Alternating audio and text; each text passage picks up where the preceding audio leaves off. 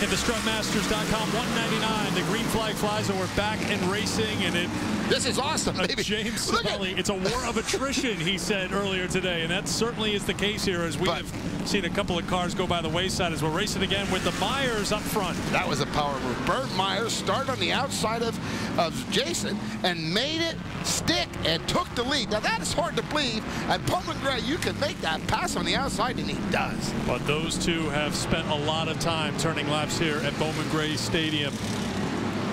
Right now, it's the number 1 of Bert Myers, the number 4 of Jason Myers, and then the number 36 of L.W. Miller, and those three trying to get a little separation from the number 4 runner, and Brad Robbins, the 48. Robbins is hanging in there in the top 5. But we're starting to see, you're right there, Aaron, we're starting to see a little separation. These three cars are starting, lap 39, they're starting to assess themselves and, hey, we think we have the 3 best cars that are starting to make a little leeway here on the 4th place car of Brad Robbins. Andy Seiss out of New Hampshire is in the top 5. He started in 5th place, but right now it's Bert Myers up front. Grandfather raced here. You heard at the top of our telecast about the thrill of coming in here when he talked with Ralph, 2-time winner here on this tour at Bowman Gray Stadium. He's starting to stretch it out actually a little bit on Jason Myers. So I was watching his car in practice, and he was really getting off the corners really strong. So he's going to start getting into some lap traffic here. He's trying to put a little leeway between himself and the 4 car of Jason Myers. All right, we talked about the attrition and James Savali and his issues here tonight. And just a couple of moments ago, while we were away, Ralph Shaheen caught up with the driver of the 79. James, can you tell me what happened? I just caught the fence off of 2, and it bent the right front suspension. All right, well, he's going to take a big hit in the points here, guys. He's got to hurry up there working on this car. It looked like that upper A-arm is what was bent on the car. They got him just about ready, but every point he can get here tonight is going to be crucial for the championship. And that car is nowhere near 50%, let alone 100%. But a night like tonight, when you know there's going to be a lot of cautions, you got to get out there and make some laps, right, Jimmy? And Eric, you know, you're the point leader, and you know this is devastating to you. That early in the race, you know you have a lot of damage, and in turn, you say, I got to salvage everything I can. So that's what he's trying to do. As you see, now we're seeing the 31 car having some trouble here tonight, and you know he's going to do everything he can. Every time a position gain, more points for him, and he is the points leader as he came in tonight. You look at the race up front with Bert Myers leading Jason Myers. Savali is out there turning laps right now, and he's being shown in 16th position. So he's trying to make up for some time, but we've had Greg Butcher go off. We've had a couple of cars get tangled up and head out behind the pits and come back on. We saw the pole sitter, Zach Brewer, get the lucky dog off the last caution period and move around to the lead lap. And think about Zach Brewer. That puts him back in position now. He did lose the lap in NASCAR with your lucky dog. Gave it back. Only a quarter way through the race. He can get himself back into the top 10 and then work on that some more.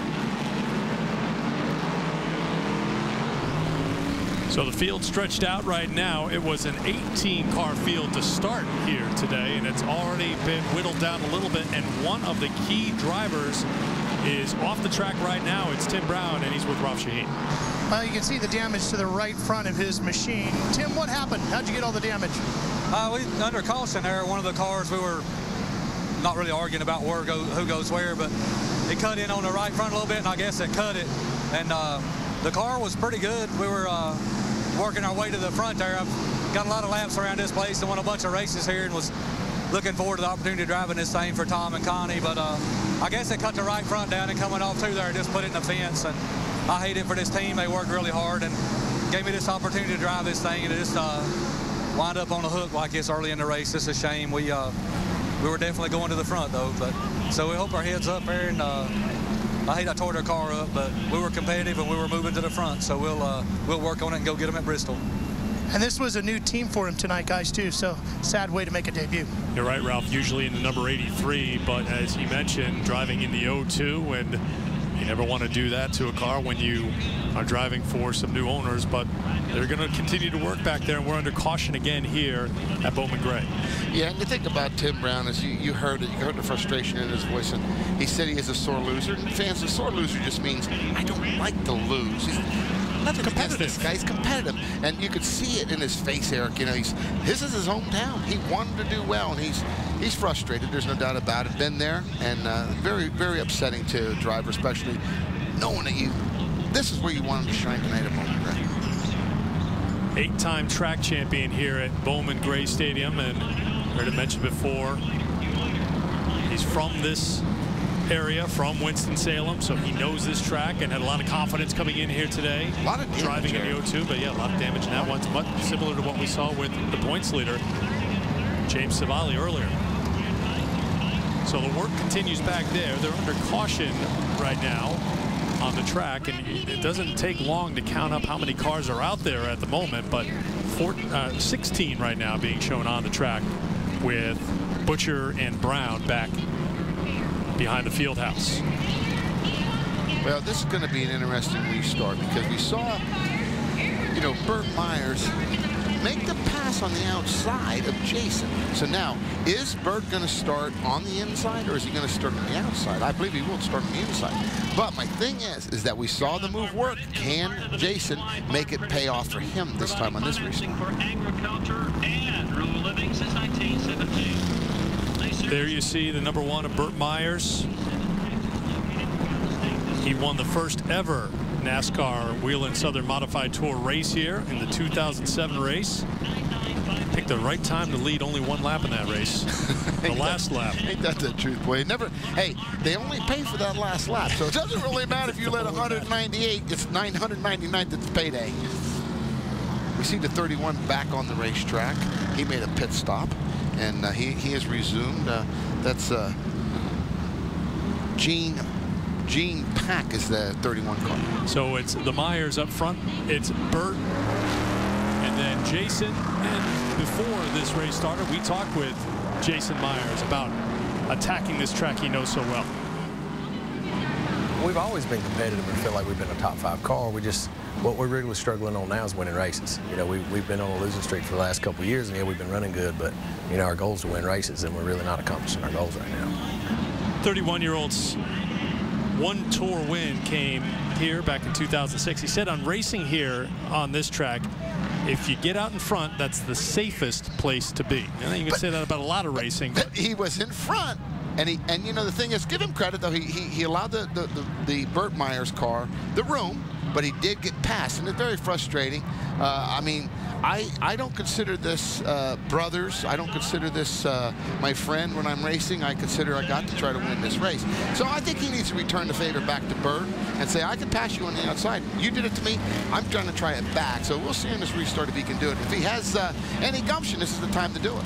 Jason Myers and Frank Fleming, Frank in the number 40, both making their 66th start on the Whelen Southern Modified Tour tonight. That's tied for the most. It's Burt in the 1, Jason in the 4, as they'll go green this time around. Good restart. He does get ahead of Jason on the outside. Oh, they bumped. Little bump. Let the room open for LW. LW moves into second. Into second place. LW Miller said that he should have won the last 3 races on this series. He's had a lot of bad luck. He's come up a little short, so you know he's been good all season long. It hasn't been rewarded every time, but now he's up in the second place. Driving a great race, and what he did right there on that move, fans, give him credit. He was patient. He saw the restart. The 1 and the 4 bump got a little bit together. The 4 car lost some momentum. LW snuck to the inside, moved into second. Great move by him. Still the lead belongs to Burt Myers with LW Miller in second. Jason Myers is in third place, and Andy Seiss has moved up to 4th place. LW Miller running well. Here's Ralph Shaheen. That door is exactly what he needed to have open. He was just saying on the radio moments ago, he's a little too tight to make the move on the outside. So, Jimmy, he needs something like that to happen in front of him to help open up that inside line. So he might have to use that bumper now to get around our leader if he wants to see some clear air. Well, you know, I love the bumper, but I'm telling you, old Burt Myers is used to it. He's driving a great race right now. And I think what LW is going to have to do, though, you're right. You know, the door's open. If he's a little tight, he's going to have to use that to his advantage. and he's going to have to try to change his line a little bit. You see him starting to pull away from Jason Myers, so that could tell him, hey, I've got 2 or 3 car races. Let me start moving around, seeing if I can find the right groove to get on the outside of Burt. Because Burt's not going to give him the inside, but that chrome horn will come into play later on if he's going to try to win this race. L.W. Miller with 10 career wins on tour, second all time, and now another caution comes out. A handful of cars tangled up. We'll sort it all out when we come back to Winston-Salem and the Strutmasters.com 199 on Versus.